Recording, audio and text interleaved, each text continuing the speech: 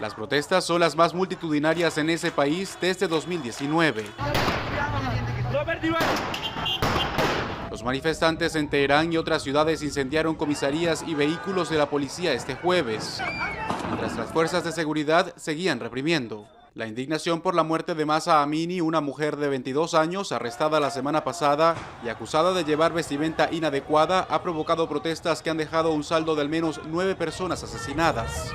La Guardia Revolucionaria de Irán pidió procesar a aquellos que difundan noticias falsas y rumores sobre la muerte de la joven. Al mismo tiempo, el gobierno recibió la condena mundial. Estados Unidos impuso sanciones a la Policía de Moralidad iraní y a otras agencias de seguridad. Condenamos este acto inconcebible en los términos más enérgicos y hacemos un llamado al gobierno iraní para que ponga fin a la violencia contra las mujeres y su continua represión violenta de la libertad de expresión y reunión. Seguidores del gobierno tienen previsto manifestaciones multitudinarias para el viernes, según medios oficiales. El gobierno de Nicaragua sacó del aire nuestra señal de televisión, negando a los nicaragüenses noticias e información de una cadena en la que han confiado durante más de 25 años.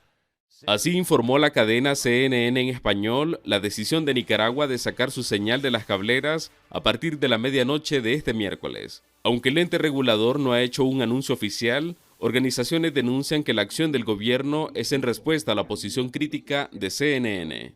El régimen de Ortega, después de cerrar más de 50 medios de comunicación local, ahora pretende sacar de la televisión por cable a medios que critican su actuar. La salida de CNN en español de la televisión por cable es un acto que viola el derecho a la información. La Alianza Cívica por la Justicia y la Democracia. CNN en español se destacó por la cobertura a la crisis sociopolítica de Nicaragua que estalló en 2018.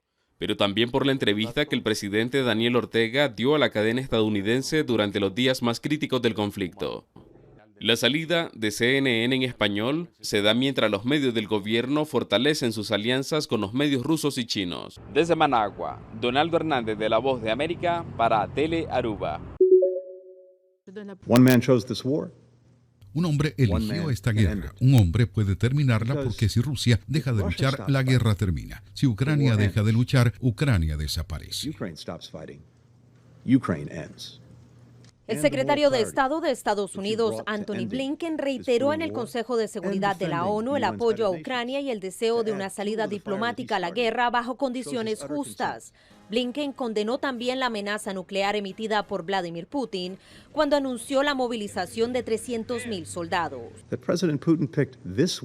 El presidente Putin eligió esta semana cuando la mayoría del mundo se reúne en las Naciones Unidas para agregar combustible al incendio que él comenzó. Muestra su total desprecio por la Carta de la ONU, de la Asamblea General y por este Consejo. El mismo orden internacional que nos hemos reunido aquí para defender se está desmoronando ante nuestros ojos. No permitiremos que el presidente Putin se salga con la suya. El secretario general de la ONU, Antonio Guterres, denunció los referendos para anexar territorios ucranianos y pidió que la Corte Penal Internacional investigue las denuncias de actos crueles y violaciones de derechos humanos en el contexto de la guerra en territorio ucraniano. La Oficina del Alto Comisionado para los Derechos Humanos ha estado documentando el impacto inaceptable de esta guerra en los derechos humanos.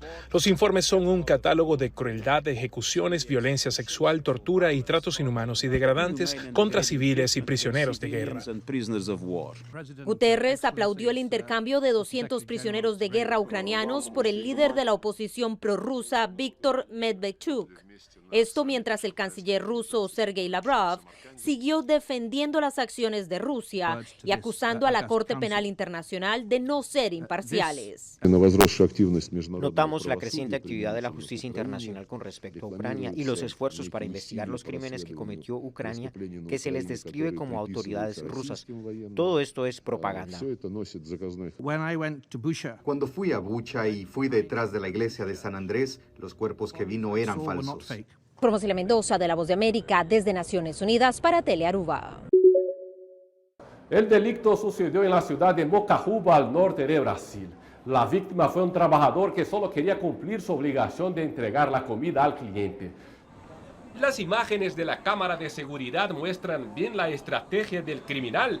Él aprovechó el momento en que el profesional se fue a avisar que ya el almuerzo había llegado para practicar el hurto.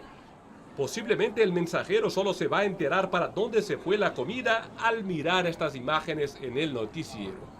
Hay muy pocas posibilidades de que el ladrón sea sometido a alguna penalización. Y así anda la impunidad en nuestro país. Desde São Paulo, Brasil, Dan Cister para Telearuba.